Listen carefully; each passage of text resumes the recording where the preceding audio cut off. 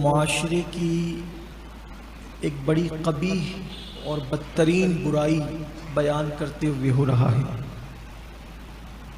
اس دور کے معاشرے میں بھی یہ بات تھی، لیکن اس دور میں یہ عادت منافقین میں تھی، اور کم نصیبی یہ ہے کہ آج یہ عادت کلمہ پڑھنے والوں میں پائی جا رہی ہے۔ بری عادت وہ یہ ہے کہ اللہ پاک فرماتا ہے کہ اللہ پسند نہیں کرتا بری بات ایسی کی جائے، ایسی عیب جوئی کی جائے، کسی کا عیب بیان کیا جائے کہ اس کا دل دکھے۔ اللہ اس کو پسند نہیں کرتا، بری بات ہے۔ کچھ لوگ ہیں نا، یہ بڑے فخر سے کہتے ہیں یار میں منہ پھٹ ہوں، میں کسی کی رعایت نہیں کرتا، میں تو بول دیتا ہوں۔ تو شریعت کی بات اگر آپ کہہ دیتے ہیں تو آپ کو حق ہے، لیکن اپنی ذات کے لیے، ذاتی عناد کے لیے، ذاتی بغض کے لیے آپ کسی کو منہ پہ کھری کھری سنائیں کہ اس کا دل دکھے، اللہ اس کو پسند نہیں کرتا۔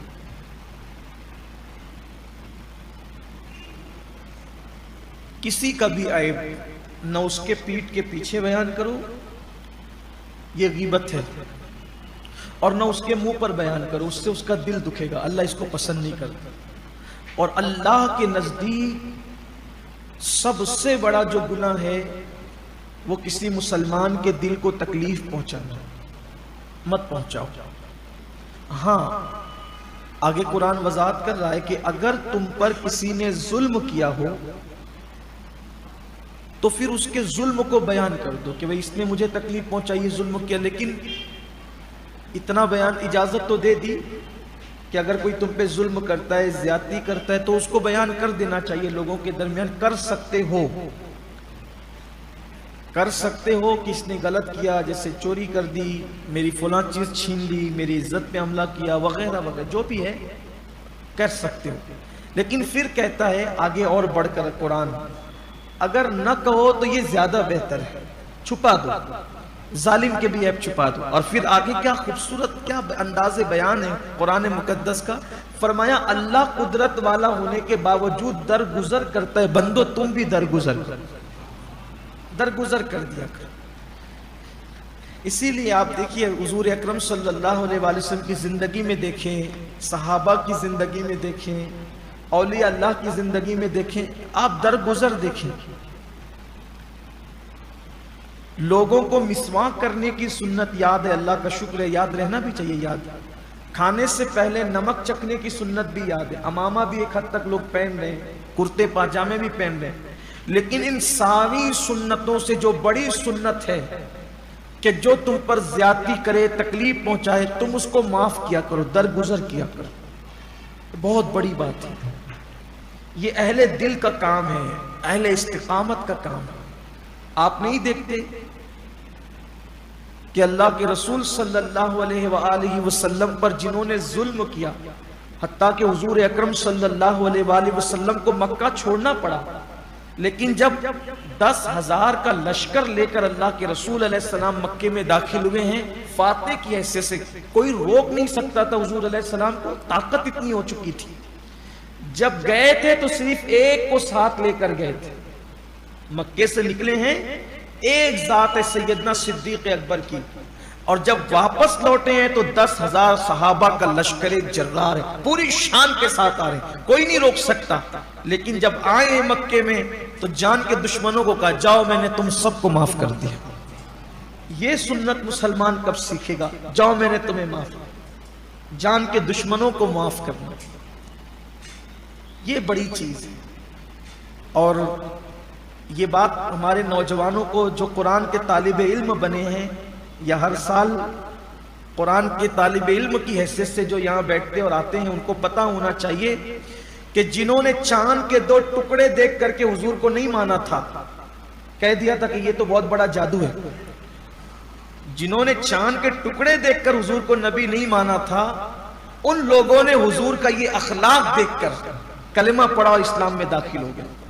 یعنی سوچیں آپ، ایک طرف چاند کے ٹکڑے کا معجزہ ہے اور ایک طرف معاف کرنا، درگزر کرنا۔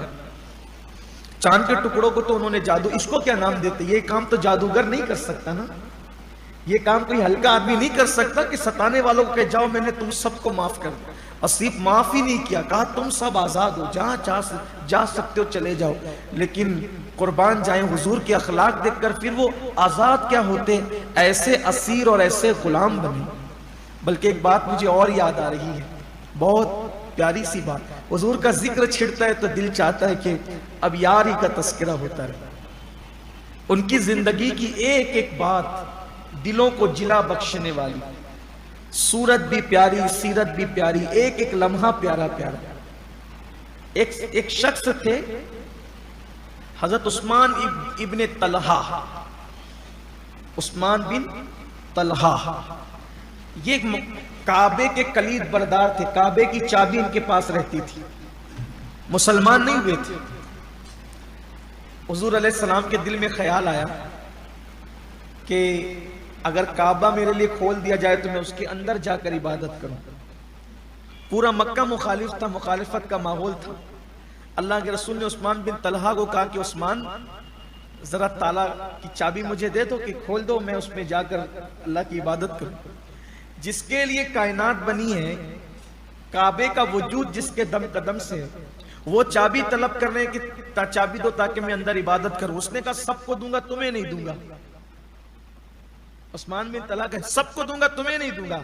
اللہ کے رسول ناراض نہیں، مسکرا کے کہا انشاءاللہ عثمان ایک دن وہ ضرور آئے گا کہ یہ چابی میرے ہاتھ میں ہوگی، یہ چابی میرے ہاتھ میں ہوگی، لیکن جب میرے ہاتھ میں ہوگی تو میں یہ چابی کسی کو نہیں دوں گا، صرف تمہیں دوں گا، اور تمہیں دوں گا تو ایسے دوں گا کہ یہ چابی قیامت تک تمہارے پاس رہے گی، تم سے کوئی چھین نہیں سکے گا، کوئی نہیں چھینے گا تم سے، یعنی تمہارے خاندان میں رہے گی، اور جو تم سے چھینے گا وہ ظالم ہوگا۔ حضور نے کہہ تو دیا۔ جب فتح مکہ ہوا، مکہ فتح ہوا، انشاءاللہ جب آئے گا وہ دن تو ہم اس پر تفصیلی تذکرہ کریں گے، اس کا ذکر کریں گے۔ 20ویں روزے کو وہ دن آئے گا انشاءاللہ، اس پر ہوگا، یاد رکھیے گا انشاءاللہ ہم اس پر ذکر کریں گے۔ لیکن جب مکہ فتح ہوا تو پھر وہ چابی حضور علیہ السلام کے ہاتھ میں لائی گئی۔ اللہ کے رسول نے میں کہاں ہے عثمان؟ عثمان کہاں ہے؟ تو عثمان حاضر ہوئے، کہا عثمان میں نے کہا تھا نا یہ چابی میرے پاس ہوگی، میں کسی اور کو نہیں دوں گا، تمہیں دوں گا، یہ لو چابی، اب یہ قیامت تک تمہارے خاندان میں رہے گا۔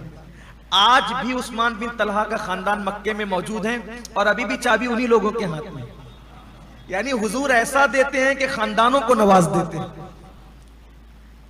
صرف چابی ہی نہیں دی، قیامت تک خاندان کے رہنے کی گارنٹی بھی عطا فرما دی۔ جو چابی نہیں دے رہا تھا اس پر کرم کتنا کیا، یہ حضور کی شان۔